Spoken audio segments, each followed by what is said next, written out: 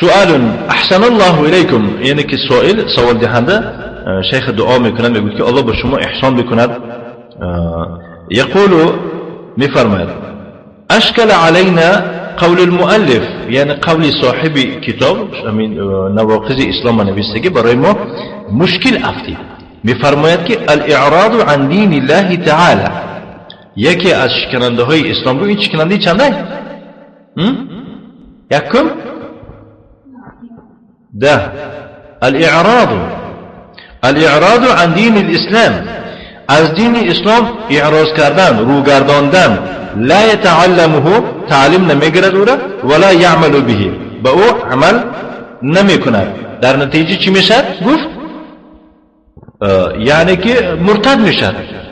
امروز واقعا بینید در اساس این اگر این معلومات دار نباشیم، یعنی نقص نفهمیم، اگر بسیار کسایی هست که نه تعلیم میگیرد نه عمل کرده شده است، لیکن دعواش من مسلمانم میگم.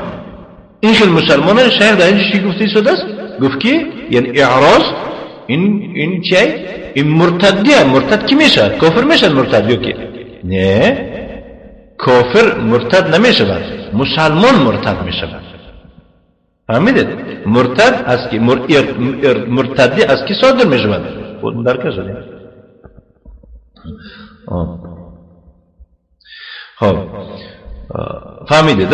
برای خاطر همین اگر این یعنی نازکی های این مسئله رو نفهمیم، اگر صحباً بعضی کسا را به سبب علم آموختنشون، به سبب یعنی چی عمل نکردنشون این اعراض اعتبار داده کافر و مرتد گفتن ممکن میشه. هم خیلی است، لیکن در واقع این خیلی نیست.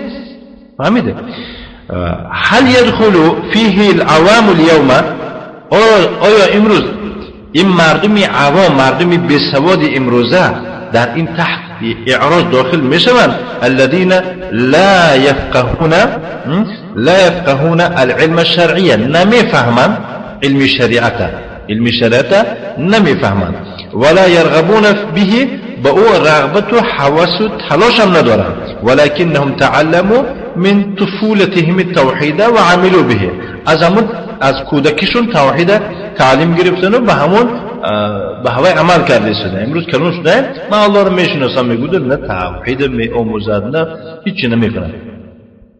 فهمید؟ به همون یعنی که میدونستگی خودش در کودکیش هر چی او را تعلیم دادن، تلقین کردن، یاد گرفته است، تمام دیگه کلون شده، نه میآموزد، نه چی میشه؟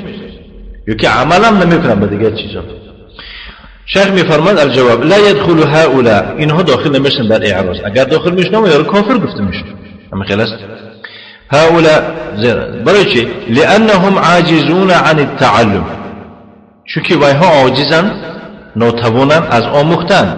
او متکاسلون عن التعلم، یا که وایها تنبل هستن از علم آموختن، یعنی عاجز هستن یا به سبب یعنی طالب علمی چیه؟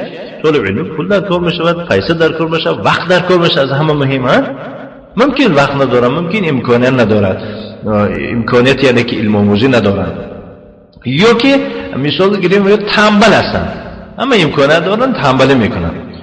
هم مسلمون و یا مسلمانان و هم مؤمنون و یا مؤمنان و یعبدون الله را عبادت میکنن. ما هم مثل المعرض، و یا مانند اون روگردان نیستند. المعرض روگردانش کیه؟ المعرض الذي ما له رغبة في العلم، تماما حواس ندارد در علم، ولا له رغبة في الدين، در دین رغبت هم ندارد، هم عبادت دیدارش ندارد و مختنش هم برباره.